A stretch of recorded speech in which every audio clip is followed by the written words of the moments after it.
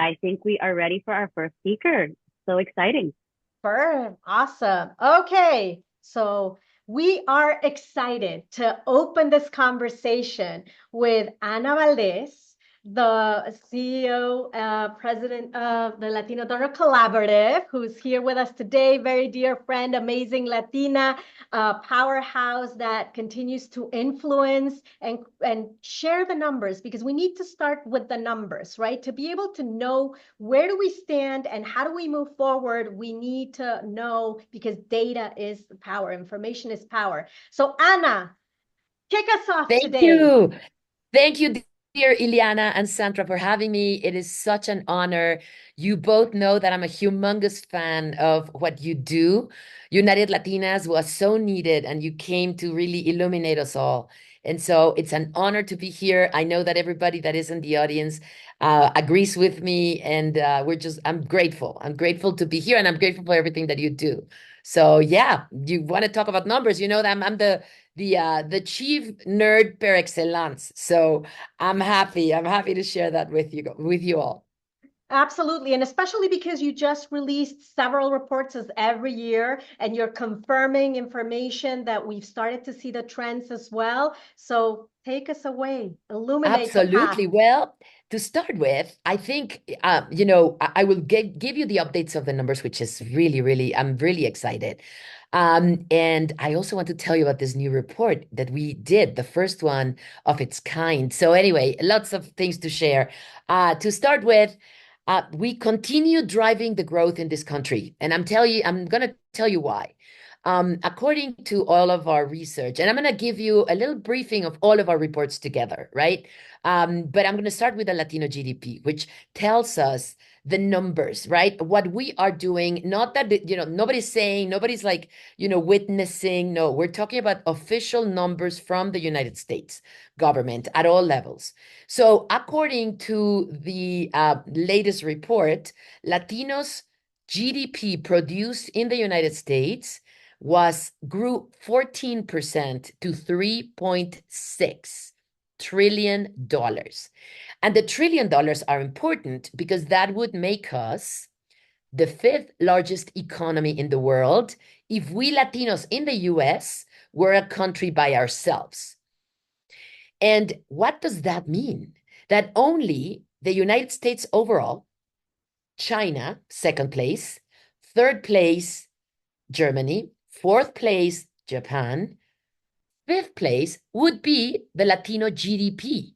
So imagine that if you are thinking about the economy globally, right?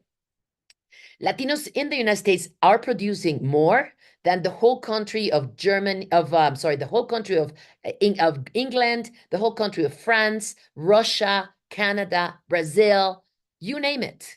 Any other of the rest of the countries is smaller than the GDP that we're producing. And what's more important is that the trend is scandalous, as I say, because we actually, out of those top 10 economies, we actually would be the second fastest growing. Only China would be growing faster than us. And when I say growing, is growing not only demographically, but economically, right? And in upward mobility and in achievements, etc. So, imagine that we are growing. We in the United States are approximately 65 million people, and we're producing $3.6 trillion. Well, India is 1.4 billion people, and they produce less than us. So to what, Sandra and Eliana were saying at the beginning, we got to start owning our rights. We got to start owning our power. Please put these numbers in your DNA and start acting like them, because you are producing, $3.6 trillion, which would mean that we are the largest economy in the world. Imagine, I don't know if you've seen, I actually had a meeting with them yesterday, but I don't know if you've seen that movie that is called A Day Without a Mexican. So just imagine a day without Latinos in this country and the money that that would mean for this economy.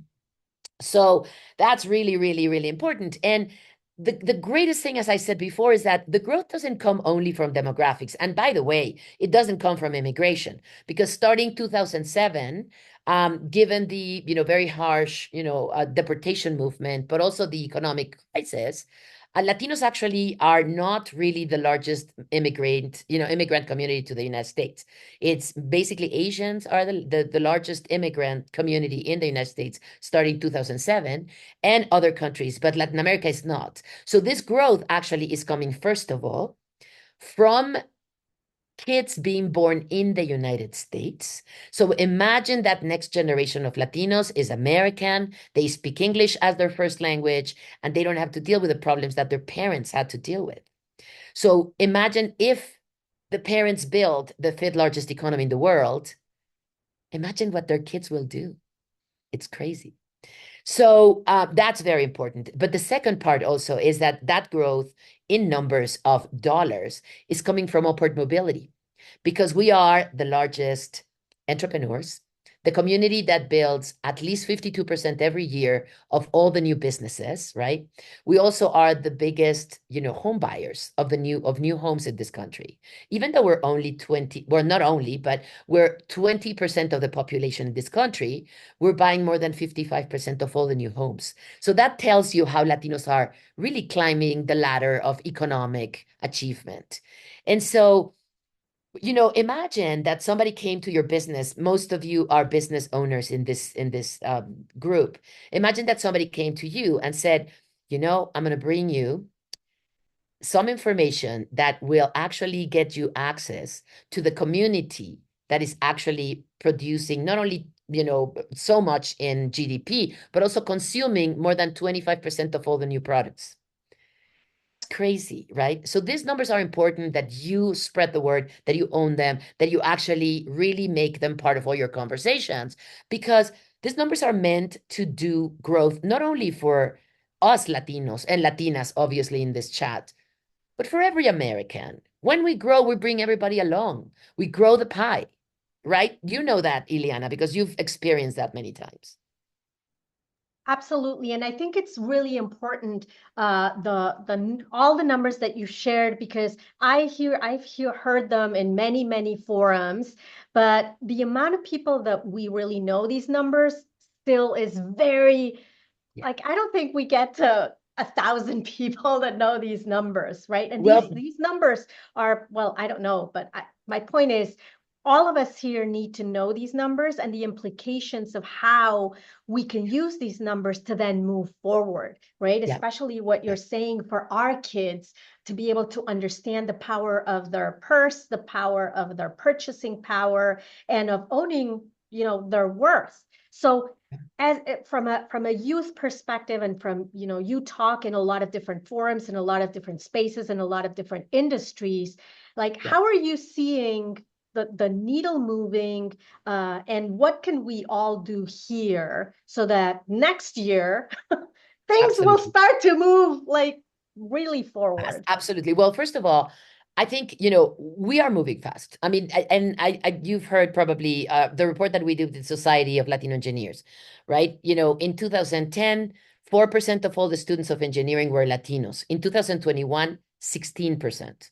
So 4 times more just in 11 years. So we are moving fast, but we need to move faster. You're right.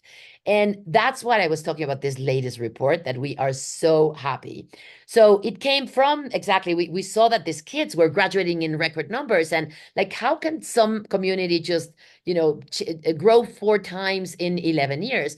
And so we went to Kantar. Lots of you have worked with Kantar, which is the largest market research company in the world. And we said, Kantar, we need you to tell us, who are the people that we are talking about? Who are the faces to these numbers? And so they did this report. But what would be our surprise, that as we were doing it, all these brands came to us and they said, we want to be part of it. You can tell the interest. You can tell how those leading brands just know where the growth is coming from and they want to know more. So we ended up doing this report with L'Oreal, Colgate-Palmolive, Capital One, and Univision. We had to reject other brands, but it was too many people already, so we couldn't. But imagine the interest of brands, right? So let me tell you 2 or 3 things that we discovered. First of all, we discover, and by the way, you can download all these reports from our website for free because we have a very generous board of directors that allow us to do that. So, and we're a nonprofit, so we can do that. So, but let me tell you that, so I think one of the greatest things that we saw were the difference between Latino youth and their parents. And the other one is the difference between Latino youth and their peers, Gen X's, Gen Zers, Gen Alphas. So I'm going to give you a little briefing. So the difference with their parents, and I see it because I have kids that age, and I can totally see it. First of all, I was grown with Calladita te ves más bonita. So I am a very outspoken Latina, but at the same time, I'm probably one of the few. And then another thing is that I'm not spoken enough. I think I need to be even more outspoken. And what we found is that these kids are not. These kids are not like us. You know, they're telling us, why are you high? So I remember we were presenting this in JP Morgan, and one of these ladies came to me and she said, oh my God, she was crying. And she said, this morning, my daughter was saying, Mom, why are you using your married name? Because, you know, her husband is American, as white.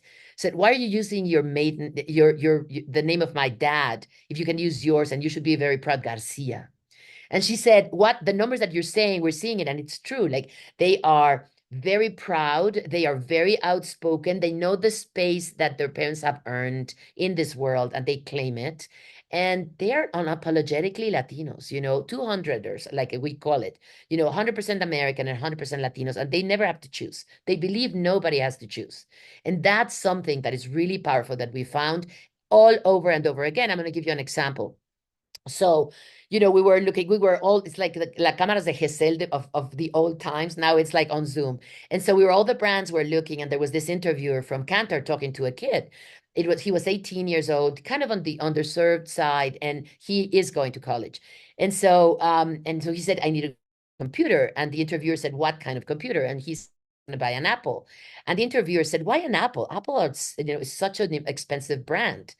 And he said, because I did my research and I noticed that Apple is the only computer company that has one Latina on the board and two Latinos on C-suite. And I'm going to support that brand.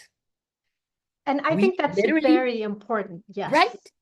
It's like we looked around, it's like, these are the kids that were actually, you know, waiting for, you know, for them to be in the workforce because they'll change the world.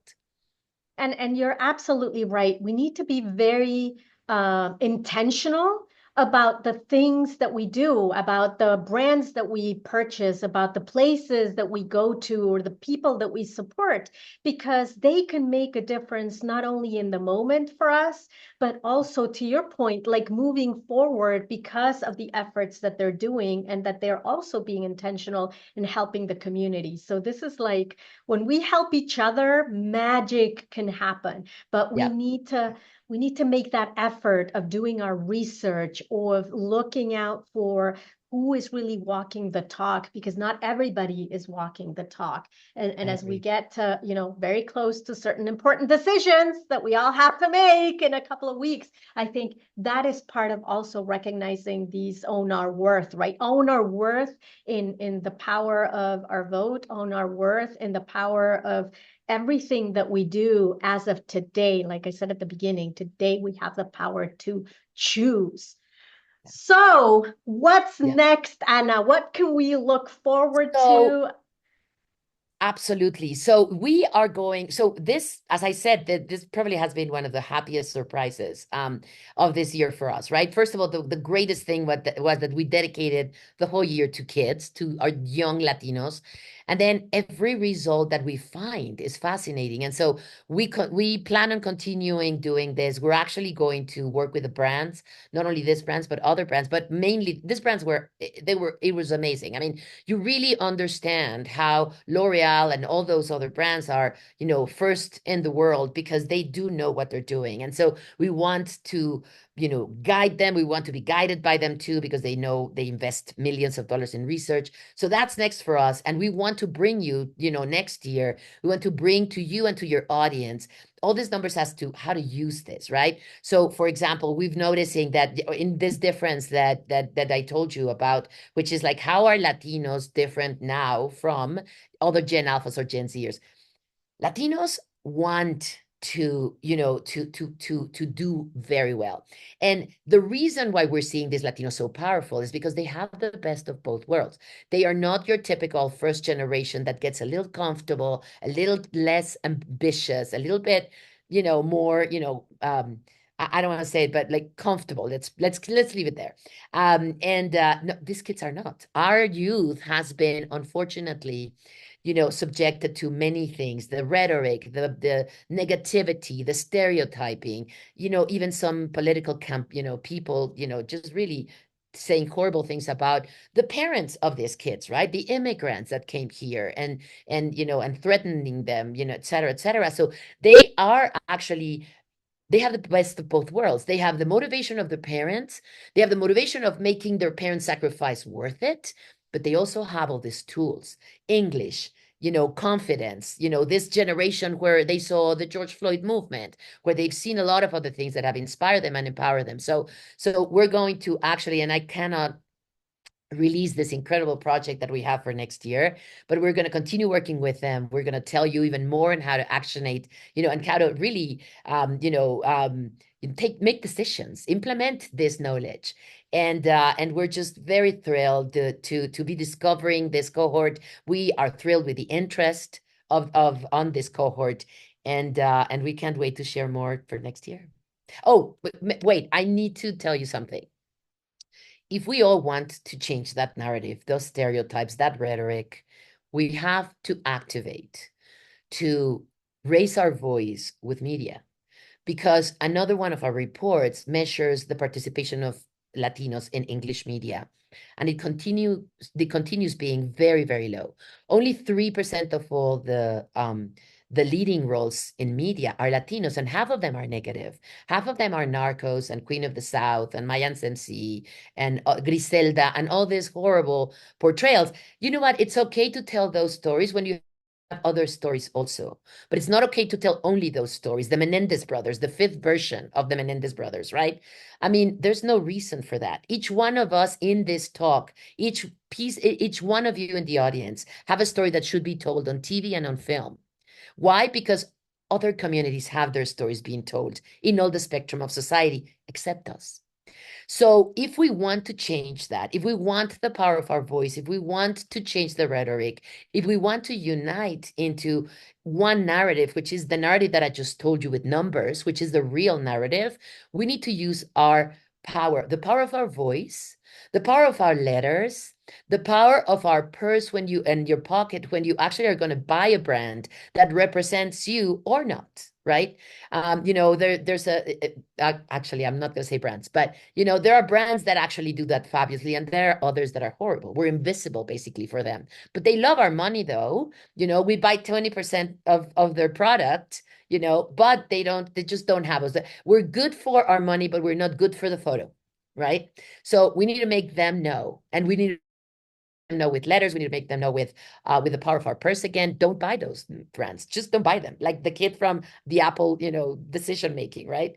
And so, do that, use the power of your vote, because that's your voice politically. If you say, no, I won't vote because it makes no difference, it does make a difference. And that's how many other communities that we know, right, have been empowered, because they've actually united into using that voice. So you have the opportunity in 2 weeks to actually use that voice. Please use it.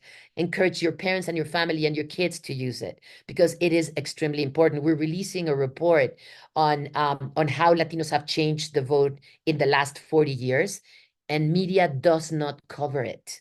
We've changed not only California, which you know very well, but we've changed, and for different parties, by the way. We've changed California for, to become Democratic, but we also changed Florida to become Republican. The power of our vote is extremely important. You need to use it. So with that, yes, please, thank you. Use our numbers for that, to have your voice. Your voice is well documented. You are amazing, and you're driving the growth, and you already earned the place on the decision-making table. That's amazing. Drop the mic right there. Beautiful. Right? That is awesome. Thank you so much, Ana, for Thank you, being guys. here, for sharing those numbers, because knowledge is power, and we just need to know how we're going to make very educated decisions so that whatever we believe in, so that we have a legacy to move forward, but based on educated decisions.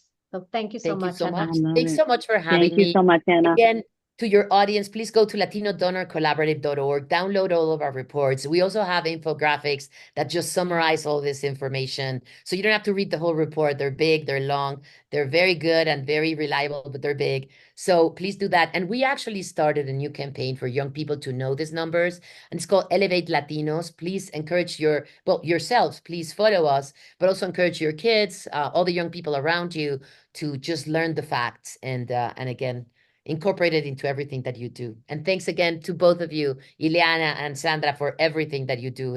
It's amazing. Thank you. Thank you for your work.